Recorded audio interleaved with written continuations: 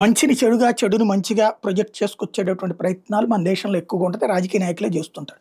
Sir అనేటటువంటి system ద్వారా ఒకే వ్యక్తికి 4, 5 చోట్లుంటే తీసేశారు. ఏదో ఒక ఓటే ఉంచుకోమన్నారు.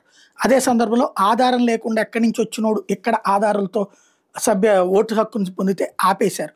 అది మండిపోతోంది వీళ్ళకి. ఎందుకంటే అట్లాంటి తప్పుడు పనులు చేయించి వాళ్ళ చేత ఓట్లని వేయించుకునేటటువంటిది వాళ్ళే గాబట్టి. అక్కడి నుంచి ఇప్పుడు అయితే ఎన్నికల సంఘం తన పని తాను చేసుకుపోతుంది. సుప్రీంకోర్టుకైనా తేల్చి చెప్పింది. మా పద్ధతి ఇంతేనన్నటువంటి విషయం. రాబోయేటటువంటి రోజుల్లో తుది తీర్పుకి లోబడి ఉంటదంటూ మాట్లాడుతా కొంత బెదిరింపులకి దిగుతున్నటువంటి పరిస్థితి ఉంది. బట్ సర్ దేశవ్యాప్తంగా అమలు చేస్తానంటోంది. ఇప్పుడు ఎన్నికల సంఘం చెప్పేది ఏందంటే ఏదో ఒక ఆధారం 12 రకాల ఆధారాలు ఏదో ఒకటి మీ దగ్గర ఉంటే మీకు ఓటు హక్కు ఉంటుంది. అదే సందర్భంలో ఒకే వ్యక్తి ఇల్లు మారినప్పుడల్లా ఓటు మారుతుంటది. ఊరు మారినప్పుడల్లా ఓటు మారుతుంటది. రాష్ట్రం మారినప్పుడల్లా ఓటు మారుతుంటది. 6 నెలలు నువ్వు ఎక్కడుంటే అక్కడే ఓటు. నీ సొంత ఊర్లో ఓటు తీయించుకో. అట్లాగే నువ్వు ఉన్న ఊర్లోనే ఓటు పెట్టుకో. ఇది వాళ్ళు పెడుతున్నటువంటి policy. At the same time policy కాదు అది వాళ్ళు పెట్టేది కాదు. ఆల్రెడీ ఉన్నటువంటి పాలసీ అమలు చేస్తున్నారు.